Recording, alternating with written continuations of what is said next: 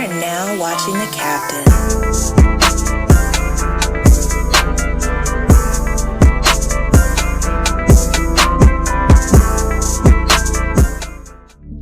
How were you introduced to the Marvel Universe?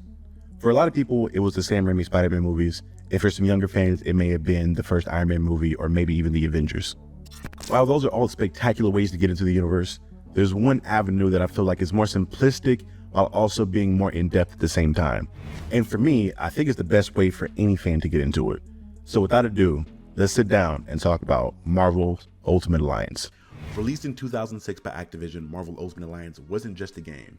It was a dream come true for fans of the Marvel Universe. Imagine being able to assemble your very own team of superheroes, each with unique abilities, and embark on an epic journey to save the world.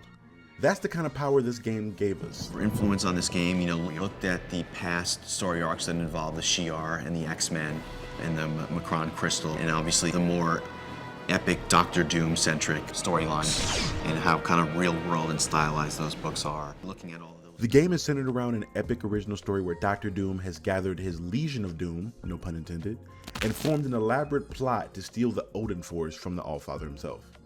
The plot forces Nick Fury to essentially assemble the Avengers team. This team has to undertake a long journey that takes them all across the Marvel Universe until they foil the plot.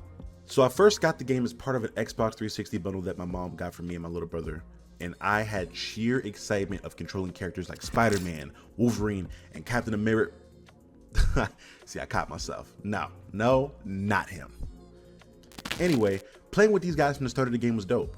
But what made Marvel Ultimate Alliance stand out was its expansive roster. There are over 20 playable characters right from the get-go. From mainstream heroes like Iron Man to lesser-known ones like Moon Knight, this game had it all. I challenge you to play this game and not find a 4-man team combination that you don't like. There were entire squads you could formulate that hosted the X-Men, the Avengers, or even the entirety of the Fantastic Four. The game's character selection was like walking into a comic book store and having every single issue come to life. Each character wasn't just a skin. They had distinct abilities, movesets, and team-up attacks that made experimenting with different combinations such fun. Various uses of web abilities with Spider-Man, various uses of the shield with Captain America, various uses of the hammer with Thor, Elektra with all of her projectiles and size and ninja-like abilities. Seeing how the abilities work together, because combos is a big part of this. Given the amount of characters in the game, the player is always going to be exhilarated and on the edge of this. There's even a function where if you picked a combination of teams with a history of working together in a team, a narrator would yell out that team's name, like X-Men or Fantastic Four. In addition, the game's slight RPG elements is what also made it stand out.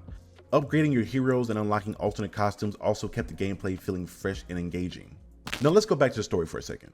We can't discuss it without bringing up the spectacular cinematic cutscenes that were way ahead of their time. There aren't that many games nowadays that match the polish that these cutscenes had. There are moments like Nightcrawler trying to escape from Latveria that amazed me and honestly created my love for Kurt and moved him way up my favorite list of X-Men characters. I would die happy today if I got to see a full movie animated in the style of these cutscenes. If the main story wasn't enough for you, there were many short stories that served two purposes. One, to get you more familiar with characters' backstories and their relationships with other heroes or villains, and to give you more practice with a single hero.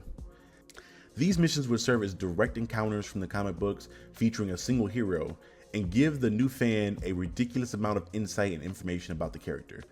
Before I saw the Winter Soldier in his own MCU movie, I was fighting him in this game. You would also see the comic book covers from these missions, giving you even more information to allow you to go and purchase the actual real-life comic book and then read the story. We have a lot of different levels in the game that they'll recognize. You might find yourself underwater in Namor's hometown of Atlantis, and then all of a sudden you're in Thor's homeworld and different places like Asgard. The environments were also another thing that were an amazing highlight of the game. From the depths of Atlantis to the grandeur of Asgard, each level was meticulously designed to capture the essence of the Marvel Universe. It was like being on a guided tour of the coolest places in Marvel comic book history. Even the lesser well-known places like Arcade's Murder World had secrets and places to explore. The team behind this game even took extra efforts to do little things like hide fan-favorite characters inside of the intricate maps. You find the vampire hunter that serves the Marvel Universe as a toy you find in a vending machine that you randomly just miss by not exploring it. Stuff like this always gives you a reason to further explore the world that was created for you. An additional game function that really made Marvel Ultimate Alliance a game to be remembered was the co-op mode. Personally, I didn't get much experience with this as I didn't start playing online games until a little bit later in my life, so I got to play around with this game at friends' houses, but personally in my own abode, I did not have access to it. Whether you were playing with friends on the couch or going solo, the game was an absolute blast. There was something special about teaming up with your buddies to take down bosses and solve puzzles, and it brought that comic book team-up spirit to real life. It also tracked your damage output, so if someone in the group wasn't carrying their weight and was pretty much trash at the game, you would tell very definitively who was trash. The game's legacy has endured for almost 2 decades now, influencing countless other superhero games that followed. It set the bar for what a crossover game could be, blending a rich storyline with satisfying combat, all wrapped in a package that celebrated the Marvel Universe in its entirety. So why does Marvel's Ultimate Alliance 1 still hold up after all these years? And keep in mind, I said 1. 2 and 3 weren't really doing it for me when they came out. 2 was cool, but I didn't really think it fit the grandeur and the amazingness that the first game had. And I don't know what the hell Ultimate Alliance 3 was even trying to do. That game just, But anyway, getting back on track on why this game holds up, it's very simple. It captured the magic of being a superhero and the thrill of teaming up with iconic characters and the joy of exploring a universe that we all love. It's such an interactive medium. Unlike maybe comic books and movies, which are a little bit more passive for the consumer, you can actually really experience being a superhero in a very cinematic, realistic movie-like setting. It's being able to do the impossible. Now you're able to see it and hear it, you know. It's a game that doesn't just live on in our consoles, but in our hearts. It gives me nostalgic feelings to go back and play this game and dig in the crates to find my old cheat code books and unlock the locked characters just to fill out the roster even further. Whether you're a longtime fan or new to the Marvel gaming scene, this game is worth revisiting. It's a piece of gaming history that paved the way for the superhero games we enjoy today. All right, Dojo Warriors. Yeah, I think I'm officially going to call y'all Dojo Warriors. I was workshopping a couple names like the Diesel Demons, but you know, I think that just comes naturally. If y'all want to workshop that name, let me know. But that's going to wrap up my little personal retrospective on this game. If you got memories of Ultimate Alliance 1, drop them in the comments below and let me know what you think. And I want to hear your stories and your experiences to playing this game. Did you play it? Did you not get a chance? Did you only watch gameplay online when it was available? Let me know.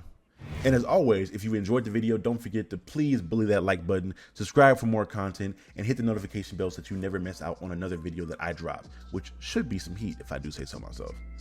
This has been Captain Diesel of Captain Diesel's Dojo, and I will see y'all next time. Peace.